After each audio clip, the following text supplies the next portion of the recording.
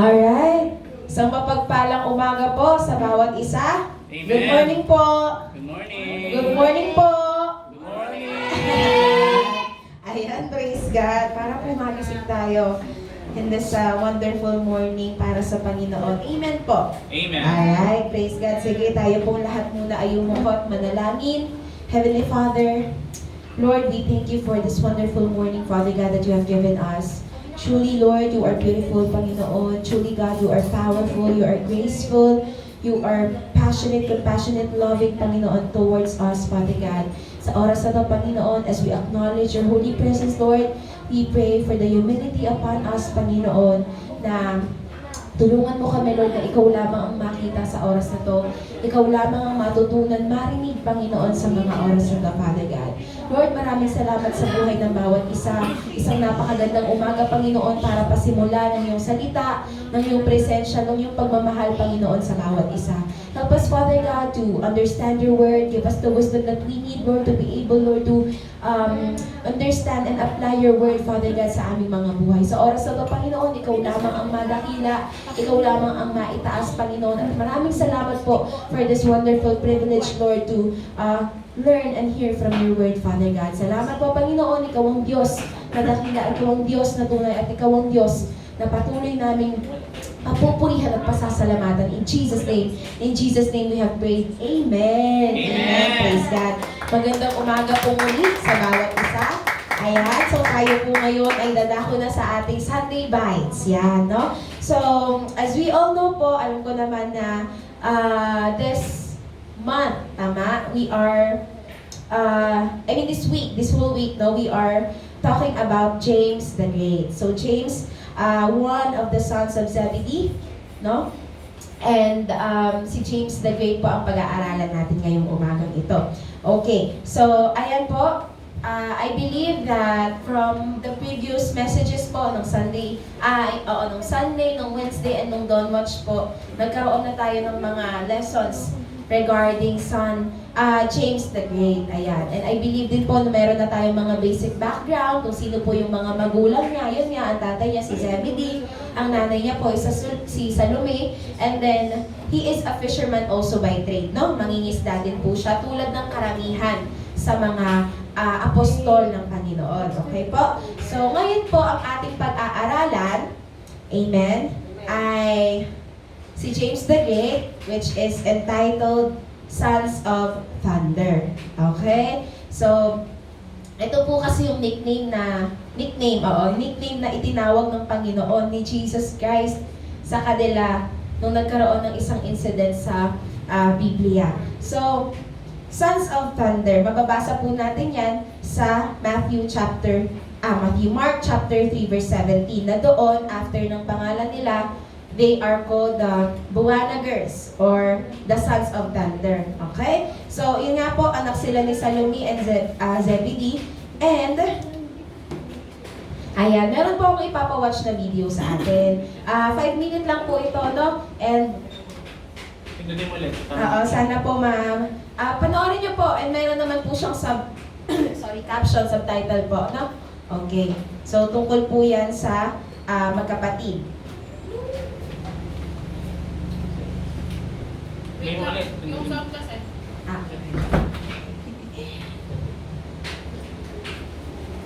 Sige po, antayin natin. So, dyan po na for most of the Bible scholars, kumaga parang dyan nila nahango kumaga parang dyan nila na isip or na-relate kung bakit dyan tinawag or dyan nagkaroon sila ng nickname na Sons of Thunder. Okay po? Pero nasa Bible po yan, mababasa po natin yan sa Luke chapter 9 verses 51 to 54. Yun po yung magiging main verse natin for today. Pray mo na lang. Sige. Ayan po.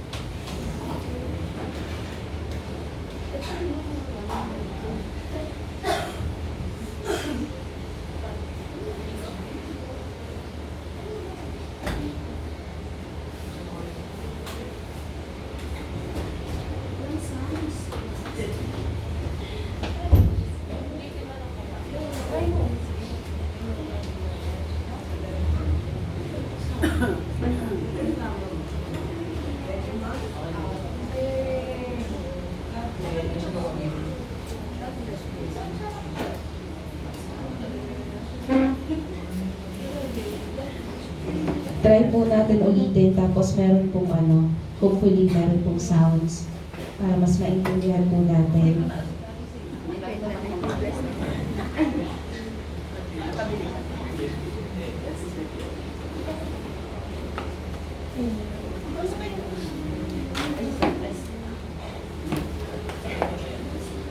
It's why I'm here. Palakas na lang. Meron, palakas na lang. Okay lang. Palakas na lang. Sorry. Ayan. Ulitin mo na. Ayan, meron na pong audio, praise God. Ulitin po natin, tapos palakas na lang po ng konti. Dito lang siya nakakonect. Hindi siya. Others. I need you. Sige po, pakiulit na lang po. Ayan. Palakas na Rabbi, I'm quite with you. Sorry, we just want to clean a few things up. By all means. You Jewish boys are far from home. Yes, as a matter of fact, we are. Shalom to you too. Here's our traditional Jewish greeting for you. Don't lift a finger. That was a warning. Try it again and see what happens. Quiet, bitches. Shalom to you, Jew.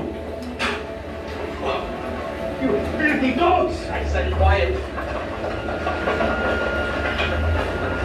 Walang dito. Let us do something. What would that achieve? Defending your honor, dignified and humiliated. They deserve to have bolts of lightning rain up and incinerate them. Yes, fire from the heavens. Fire. You said we could do things like that. Say the word, and it will happen. Why not? We know we couldn't trust these people. We shouldn't have come here in the first place. They don't deserve you. Why do you think I had you work Melek's field? What was I trying to teach you? To help? You think it was just to be more helpful? Or to be better farmers? It was to show you that what we're doing here will last for generations. What I told Futinga at the well, and what she then told so many others, it's sowing seeds that will have a lasting impact for lifetimes. Can you not see what's happening here? These people that you hate so much are believing in me without even seeing miracles. It's the message, the truth that we're giving them. And you're going to get in the way of that because a few people from a region you don't like were mean to you.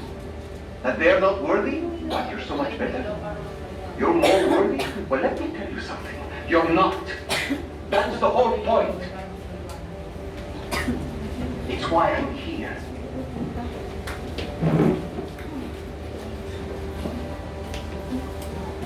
I'm sorry. I'm sorry, Rabbi.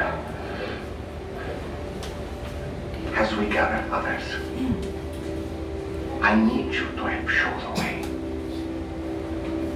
To be humble. We will.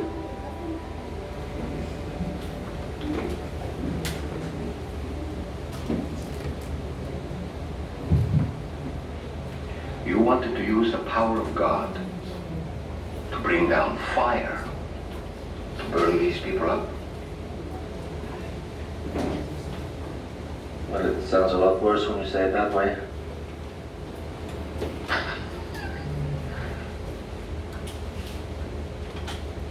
You too. You're like a storm on the sea. Come on.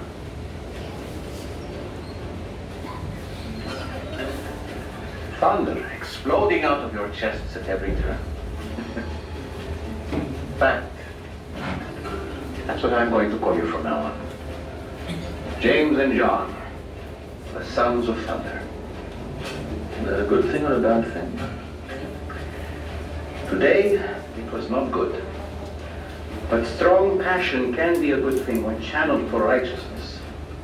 I just may have to delay giving you that authority we discussed earlier, or in smaller doses, until you two calm down a bit.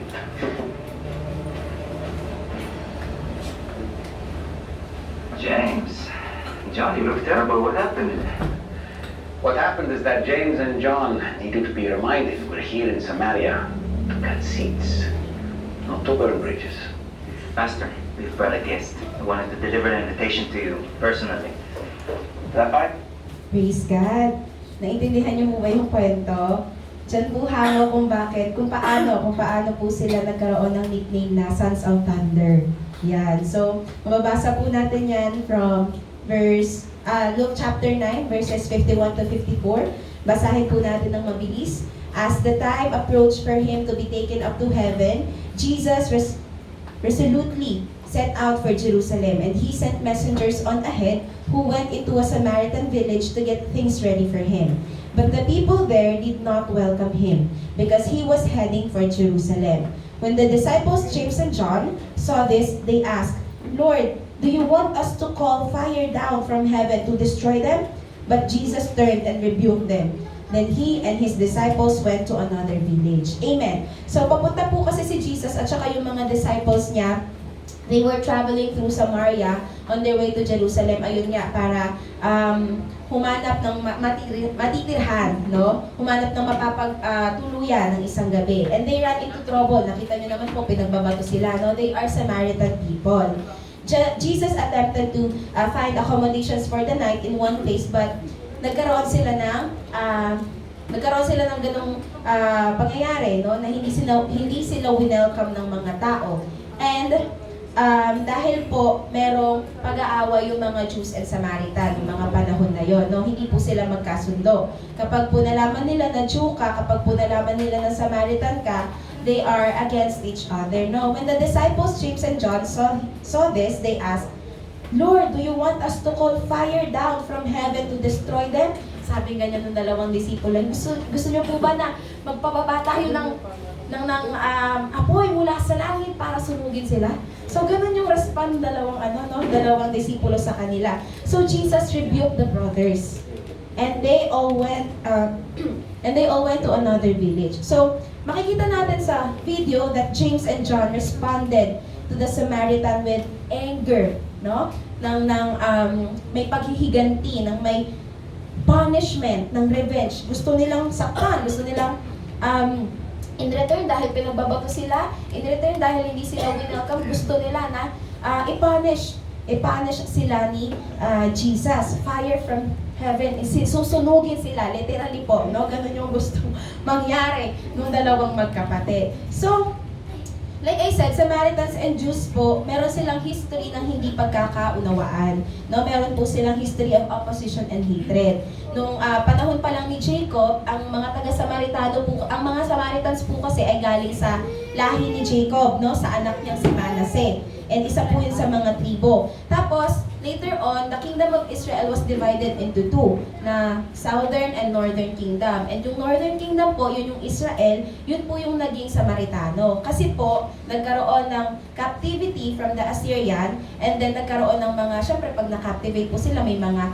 taga-ibang bansa, diba? May mga foreigners na mai-influence yung culture nila, yung mga beliefs nila, and nagkaroon ng ganon. So, hindi sila pure-blooded na mga Jews. Kasi nagkaroon na ng intermarriages within other Assyrian people. So, etong mga taga-Jews kasi, they are very pure-blooded lang dapat. Tayo lang dapat. Tapos balak kasi ng mga taga-Judah, yung Southern Kingdom po, na i-rebuild yung Jerusalem. Ang kaso hindi sila pumayag.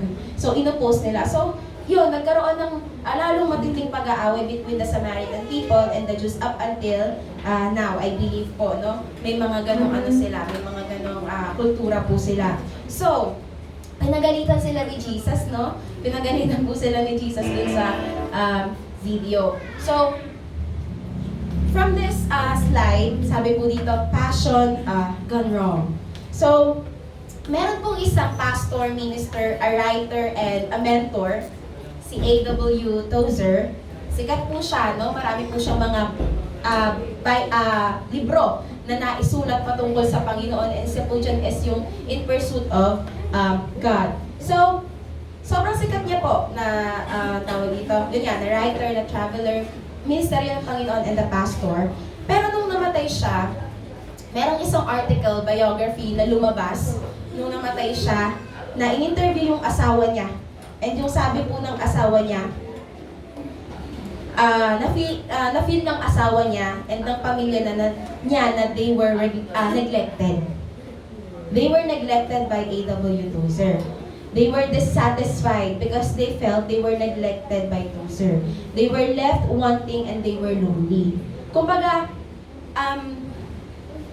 si Tozer po, itong pastor na to, lahat ng mga ginagawa niya para sa ministeryo, no? Prayer, preaching, writing, travel, and mentoring young men, masyadong kinain yung oras niya and leaving no time to the development of the marital intimacy that they had both learned to live without. So, hindi naramdaman ng asawa niya yung pagiging asawa niya. Hindi naramdaman ng mga anak niya yung pagiging ama niya nung time na very busy siya para sa ministeryo ng Panginoon. Bakit passion gone wrong? Kasi parang tulad po nung kanila James and John, amen, na kita naman natin yung kita naman natin nila yung talagang desire nila, yung puso nila, yung passion nila para sa Panginoon, para protektahan yung dignity ni Jesus, para protektahan yung tawag dito, yung safety ni Jesus.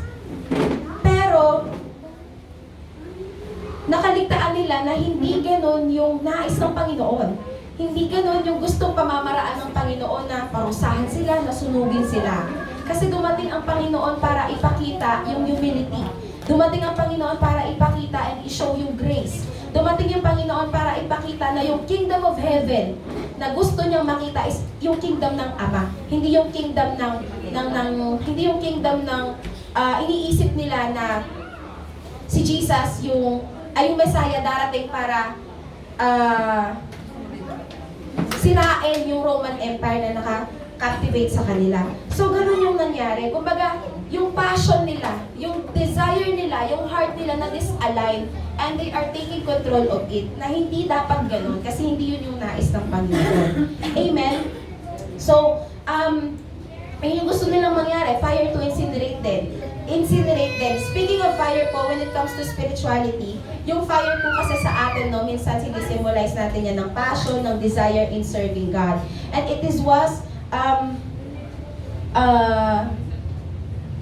may na-share din po dun sa last life group namin na merong dalawang fire. Pwedeng destructive, pwedeng nagbibigay ng yung warm lang, yung warmth lang, yung sakto lang, no? Minsan kasi kapag hindi natin napapansin na nagiging destructive yung fire or yung passion natin kapag hindi na natin nakakontrol. Tama po. And kapag wala na yung righteousness doon. Kasi sabi ni Jesus kanina, no? Para kayong mga thunder, mga ganyan, na agad kayong mag-explode in every turn. Sabi niya ganyan dun sa dalawa. Maganda ba yon, Jesus? Maganda ba yon, Rabbi? Sabi niya ganyan. Nilang ganyan. Tapos sabi ni Jesus sa kanila, ngayon, hindi maganda. Kasi nga, ang gusto nilang mangyari, with that passion, no? With that passion is, gusto nilang sunugin yung mga Samaritano na nang-ape kay Jesus. So, two things that I want us to learn from James the Great and John, yung kapatid po niya, passion with righteousness. Dapat po kasi yung passion natin, meron siyang inline siya with the righteousness of God. Amen? Mababasa po natin yan sa, mahaba po, sorry, basahin ko na lang ng mabilis. Philippians 3:9-10, my passion is to be consumed with Him and not cling to my own righteousness, based in keeping the written law. My only righteousness will be His, based on the righteousness of Jesus Christ, the very righteousness that comes from God. And I continually long to know the wonders of Jesus and to experience the overflowing power of His resurrection working in me. I will be one with Him in His suffering and become Him like in His death. So, si Paul po yung nagsulat nito. And isa sa mga example din ng mga passion, isa sa mga passion na nasobrahan, passion na mga hindi na control is si Paul din mismo. Kasi before, bago siya maging apostol, di ba? Bago siya maging, ang tawag dito, Paul, na Kristiyano, siya po ay tagatugis ng mga Kristiyano, tama? Kita naman natin yung passion niya to really patayin yung mga taong yun, kaso mali yung righteousness. mali yung pinananampalatayaan niya, mali yung pinaniniwalaan niya. Kung sanang yung passion niya yun is towards the Roman people, di sana siguro naubos niya yung mga Romano, no? So kung sanang yung passion niya is nasa tama, naka-align sa tama, siguro, yung mga Romano na kalaban nila is mauubos niya, kakapatay. So, yun yung isa sa mga examples din na dapat yung passion natin, yung pagsaserve natin in line with righteousness, in line sa kalooban ng Panginoon, in line sa pananampalataya na nakatuon sa Panginoon. Amen po. Kasi mamaya serve ka lang ng serve. Tama ba yung pinasisilbihan mo? Mamaya, anong tawag dito? May pananampalataya ka. Tama ba yung pinananampalatayaan po natin? Diba? Minsan yung we are very zealous of God. We are very passionate of serving God. Pero mamaya hindi naman po yan yung pinapagawa ng Panginoon sa atin. So, our energy, our effort at some point, mababurn out po tayo, mapapagod po tayo. Diba? So, before we obey, let us make sure, before we are to be very passionate with the works of the Lord, let us make sure that those things na pinapagawa ng Panginoon ay talagang galing sa Panginoon. Kasi baka mamaya yung mga ginagawa niya, akala lang natin pinapagawa niya, di ba? Amen. So, there. Another thing po, so I pray that magkaroon tayo ng passion with righteousness. Hindi lang passion na talagang very on fire ka kay Lord. Pero yung passion na may katuwiran, may pananampalataya na nakaayon sa katuwiran ng Panginoon. Amen po? Amen. And another thing that I want us to learn from is yan, humility. Amen. Sinabi ni Jesus yan sa kanila na bakit ko kayo pinaararo? Ano ba yun? Bakit ko kayo pinatrabaho doon sa field ni Melek? Before that scene po kasi, pinatrabaho po sila sa isang palayan, taniman, no, ng isang tao. Si Melek po yung tinutukoy na yun. Tingin niyo, bakit ko kayo pinaararo doon? Bakit ko kayo pinatrabaho doon? Para tumulong, sabi ganyan ni James the Great. Para tumulong, para may makain sila, mga ganyan. Tingin niyo, yun lang yung pinagawa ko sa inyo? Yun lang yung dahilan kung bakit ko pinagawa sa inyo yun? Na bakit ko pinatrabaho kayo sa field ni Melek? Gusto ko na maging humble kayo. Gusto ko na matutunan nyo na yung ginagawa natin is for the generations to, for these things to last. Kasi ang mga Samaritano po, hindi rin nila wini-welcome yung mga Jews, no? Hindi rin nila wini-welcome yung ibang mga lahi kasi nga po merong opposition. So, ang gusto ng Panginoon, magkaroon ng pagpapakumbaba. Ang gusto ng Panginoon, magkaroon ng pagkakaunawaan. Sino po dito yung mga humble? Sino po yung mga humble dito? Wala pong nagtaas ng kamay, no? Kasi baka isipin nila, proud na tayo kasi nagtaas ako ng kamay. Hindi po, amen? Hindi po ganun ang humility na tinutukoy ng Panginoon. Kasi even Jesus, He said that I am humble and meek. I am gentle and kind. Ibig sabihin ba ng proud na si Jesus kasi sinabi niya na humble siya? Hindi po. Even Jesus know Himself that He is humble. And we ourselves knowing that we are humble, that is not being bragging, that is not being proud. Hindi po ganun yan, no? Minsan iniisip natin na yung humility is putting oneself before others. Yes. But it's more than that. It is not thinking of ourselves anymore kasi iniisip natin si Jesus na. Minsan natatakot tayo na magtaas. Tatanungin tayo kung sino yung humble dito, na natatakot tayo magtaas kasi isipin nila na baka yun nga, ang yabang naman nito, sinasabi niya na humble siya, ganun yung iisipin natin, di ba? Pero, iniisip mo kasi na ikaw yun eh. Iniisip mo kasi na ikaw yung humble, iniisip mo kasi na yung humility na nasa sayo. Pero yung humility na gusto ng Panginoon is knowing in our hearts that we are focused on Jesus. We are focused on God. Amen po? So, hindi dahil sinabi mo na humble ka, you are proud.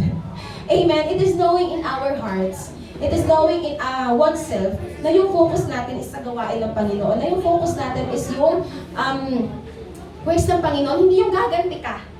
Amen? Tulad ni James and John. Hindi yung gaganti tayo. Na gusto natin parusahan, na gusto natin ito yung nararapat sa kanila. Na gusto natin ito yung karapat-dapat na parusa sa kanila. Kasi masama silang tao. Sabi nga ni Jesus, Are you worthy? You're thinking that you are worthy? I'm telling you na hindi. Hindi ka worthy. Walang worthy sa harapan ng Panginoon. Amen? Walang worthy sa harapan ng Panginoon. And that's where true humility comes in. As long as we know in ourselves, in our hearts, that we are focused on Jesus Christ, hindi na natin may isip yung sarili natin. And that's humility. That's the humility that Jesus wanted James and John to learn as well from that incident. Amen po? Kasi si Jesus, alam niya na humble siya. And bakit ba sinabi ni Jesus na humble siya? Proud na siya nun? Mayabang na siya nun? Arrogant na siya nun? Hindi po, because he knows in his heart that he is following God. That he is focused on God. Na kaya kahit batuhin siya ng mga Samaritanong yun, hindi siya gagante. Ano na-achieve nun, sabi niya nun sa dalawa? We are defending your honor, Rabbi. Mga ganon-ganon pa sila. We are protecting you, Rabbi. Mga ganyan. In-insult ka nila, mga ganon. It's not about me, James and John. It's not about you. It's not about anyone. It's about Jesus. Si Jesus lang. Kaya umaapakan yung ego mo dahil ginagawa mo yung tama. It's not about you. It's Jesus. Amen po. So I pray that we have that true humility that we can learn from these brothers, no? And from Jesus Himself. Amen po. So, ayun po. Yun po ang word natin for today, this for Sunday Bites. Tayo pong lahat ay mukha at manalangin. Hallelujah, Heavenly Father, Lord, we thank you for this day that you have given us, Panginoon. Salamat po sa kabutihan mo, Panginoon. Thank you for reminding us of how humble you are, Father God. Of how true your humility is, Panginoon. And Panginoon, tulungan niyo po kami na matutunan yung totoong pagpapakumbaba sa pangalan ng Panginoon. Yung totoong pagpapakumbaba, Panginoon, na nais niyo matutunan sa amin, wherein yung basta alam namin sa mga sarili namin, Lord, that we are focused on you. Basta alam namin sa mga puso namin, Lord, na yung ginagawa namin ay para sa iyo, Panginoon. So help us, Father God, that hindi na namin isipin yung mga sarili namin, but isipin namin, Panginoon, kung ano yung nakakabuti para sa iyo, kung ano yung nakakalugod para sa iyo, na kung ano, Panginoon, yung nararapat, Panginoon, para sa iyo. May our faith be aligned with the righteousness that you have, Panginoon. And our will, Panginoon, our passion, Father God, may be aligned with righteousness as well that you want us to learn from you and to have from you, Panginoon. Maraming salamat po, Lord. Ikaw mo siyang patuloy na madakila at maitaas sa umagang ito, Panginoon, in Jesus' name. In Jesus' name we have prayed. Amen. Magandang umaga po sa bawat isa.